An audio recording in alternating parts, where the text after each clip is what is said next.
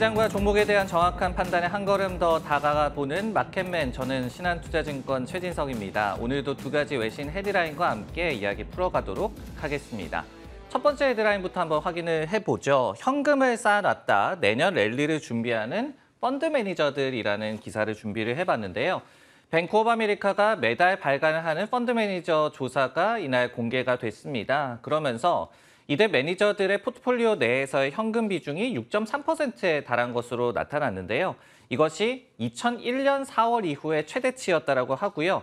9월에 6.1%에 비해서도 더욱더 늘어났고, 그리고 역사적 평균인 4.8% 대비해서는 굉장히 많이 상회하는 수치가 지금 유지가 되고 있는 상황입니다. 뱅크 오브 아메리카 측에서는 지금 매크로와 투자자 그리고 정책 측면에서의 백기투항이 시작이 되고 있다라고 얘기를 했습니다. 그러면서 스크림이라는 그런 표현을 또 쓰기도 했는데요. 여기에서 특히 정책 백기투항 기미가 굉장히 중요하다라고 또 얘기를 했습니다. 어떤 뜻이냐라고 얘기를 하자면은 연준이 금리 인상 기조에서 전환을 시작하는 시점이 좀 다가오고 있다. 이렇게 좀 해석을 할 수가 있겠죠. 물론 아직까지는 아니다라고 강조를 하고 있었지만요.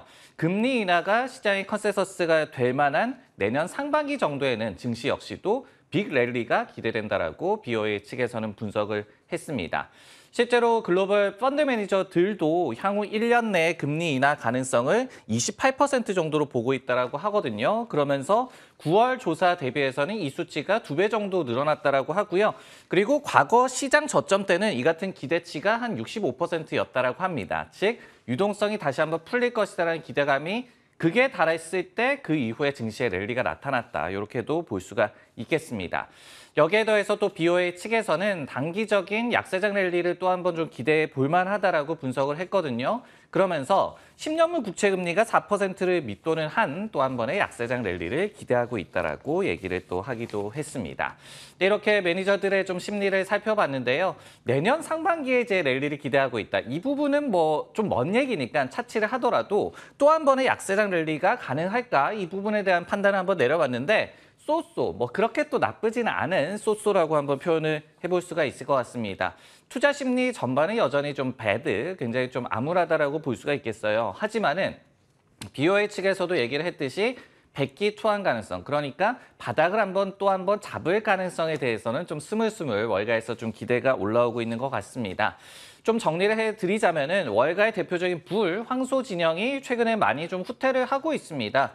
오펜하이머라든지 BMO 같은 그런 기관에서는 목표 주가를 이미 좀 하향 조정을 한 바가 있었고, 그리고 낙관론을 아니면은 후퇴시키는 그런 전망들을 계속해서 내놓고 있습니다.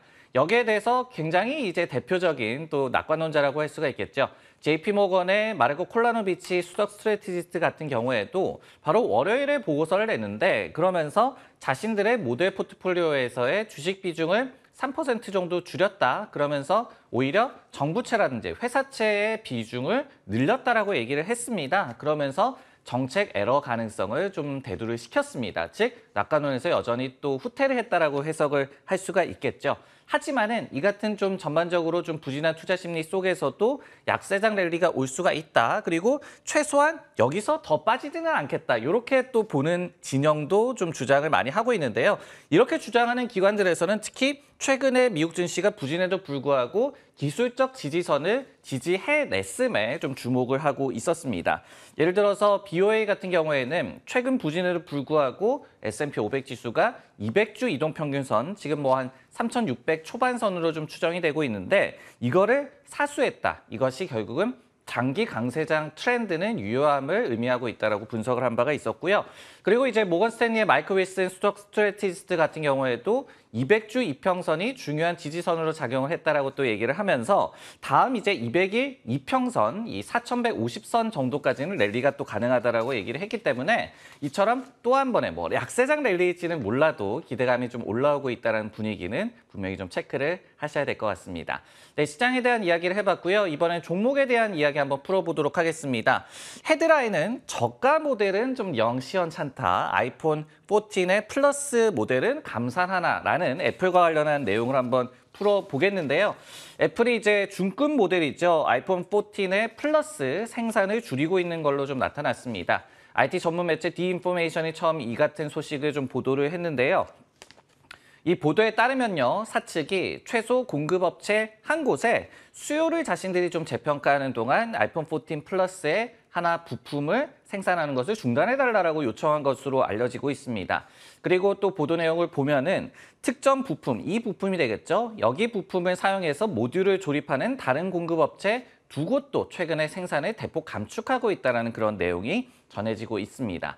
참고로 이제 $899부터 시작을 하는 아이폰 14 플러스가 되겠죠. 그러면서 프로 맥스 모델, 고가 모델의 이 저가 대안으로 좀 부상을 받고 있는 모델이 될 텐데 10월 7일쯤에 배송을 시작을 했습니다. 그러다 보니까 한 2주 만에 이 같은 좀 좋지 않은 소식이 전해졌다라고 볼 수가 있겠습니다. 이 같은 내용은 이제 스마트폰 시장 전반이 좀 위축되고 있는 것과 좀 일맥상통하는 얘기가 되겠죠. 카날리스라는 기관에 따르면요, 3분기에 글로벌 스마트폰 시장이 전년 대비해서 이미 9% 정도 역성장을 했다라고 하고요. 향후 6에서 9개월간도 부진이 지속될 것으로 예상되고 있는 상황입니다. 이 같은 소식이 오늘 장중에 전해지면서 애플의 주가 흐름이 장중에 굉장히 좀 부진한 흐름을 또 보였습니다. 이런 부분에 대해서 한번 점검을 해보겠고요. 그리고 빅테크 전반에 대해서도 실적에 대해서 어떻게 좀 분위기가 형성이 되고 있는지 판단을 내려보도록 하겠습니다. 역시 이제 쏘쏘라고 좀 표현을 해봤는데요. 경계론이 물론 있습니다. 하지만은 그래도 빅테크를 믿을만 하다라는 또 의견도 있는 부분까지 한번 짚어보도록 하겠습니다.